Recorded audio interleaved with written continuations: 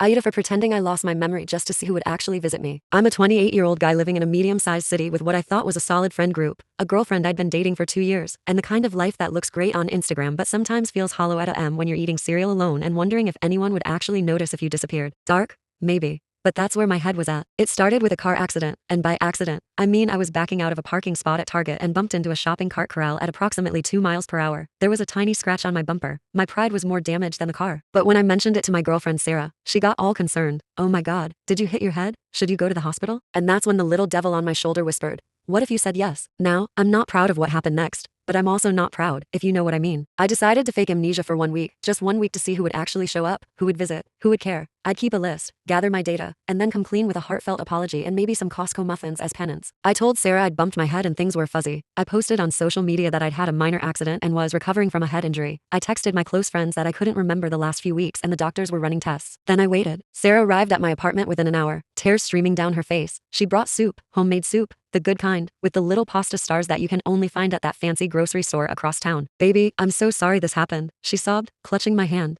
Do you remember me? Do you remember us? I felt like absolute garbage, but I was committed to the bit. You seem familiar, I offered weakly. She showed me photos on her phone, our trip to Portland, the concert where I proposed. I didn't. We're not engaged, but sure, Sarah. Let's add that to the amnesia narrative. Her birthday party where I supposedly serenaded her with Wonderwall. I've never played guitar in my life. My best friend Jake showed up with a very specific agenda. Bro, I know this is hard, he said, sitting way too close and speaking way too earnestly. But before the accident, you promised me your PlayStation 5, you said, and I quote, if anything ever happens to me, Jake gets the PS5. I don't have a PlayStation 5, I said. Memory loss, dude. You totally do. It's in your closet. You probably just forgot where you put it. He actually searched my closet, found my old Xbox 360 and tried to convince me it was a limited edition PS5. Jake, buddy, I have amnesia, not vision loss. My mother arrived like a force of nature, armed with a casserole, baby photos, and enough embarrassing stories to fuel a decade of therapy. Do you remember when you were 7 and you pooped your pants at David Berkowitz's bar mitzvah? She asked cheerfully, settling in for what would become a 3-hour retrospective of my most humiliating moments. Mom, I'm supposed to have memory loss, not dignity loss. Same thing in your case, sweetie. She seemed almost thrilled about the whole situation. Finally, a captive audience for every story I'd spent 20 years trying to forget. Marcus texted,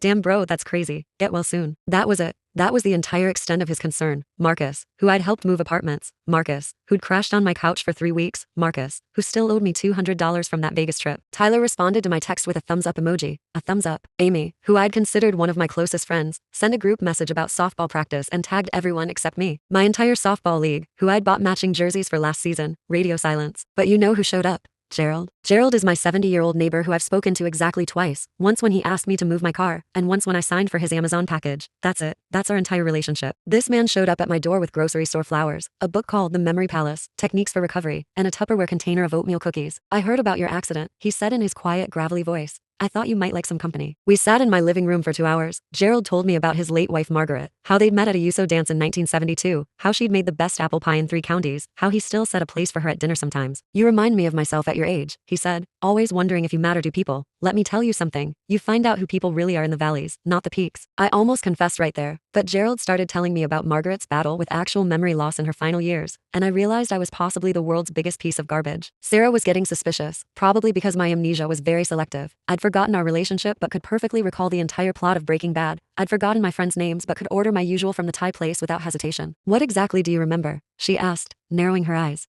Mitochondria is the powerhouse of the cell. That's not how amnesia works. Isn't it though? She crossed her arms. Remember when we went to my sister's wedding last month? I didn't remember because it never happened. Sarah doesn't have a sister. Of course I remember. I lied. Beautiful ceremony. You wore that blue dress. I'm an only child, you absolute walnut. I couldn't sleep. Gerald had visited again, this time bringing a photo album of Margaret. Sarah was at my apartment every evening, patiently trying to restore my memories. My mom had started a phone tree with relatives I hadn't spoken to in years. Meanwhile, Marcus had posted Instagram stories from a party I wasn't invited to. Tyler was tagged in photos at a bar with the boys. Apparently I wasn't part of the boys anymore. Amy had organized a softball outing and genuinely forgot I existed. The experiment had worked. I had my answer, but it felt terrible. I called everyone over. Sarah, Jake, my mom, and even Gerald. I have something to tell you, I started. I never had amnesia. The silence was deafening. Sarah's face went from confused to hurt to absolutely livid in about 3 seconds. UWH80? I faked it. I wanted to see who would actually show up if something happened to me. Jake threw his hands up. Bro, I came to visit you. You came to steal my non-existent PlayStation. My mom started laughing. Not a polite chuckle, a full body, tears streaming, can't breathe laugh. Oh honey, she wheezed. You're such an idiot. But you're my idiot. Then she grounded me. I'm 28 years old and my mother grounded me. Sarah wasn't laughing. You let me cry over you. You let me worry myself sick. You let me tell my boss I needed time off to care for you. You're manipulative. You're selfish. And we're done. She left.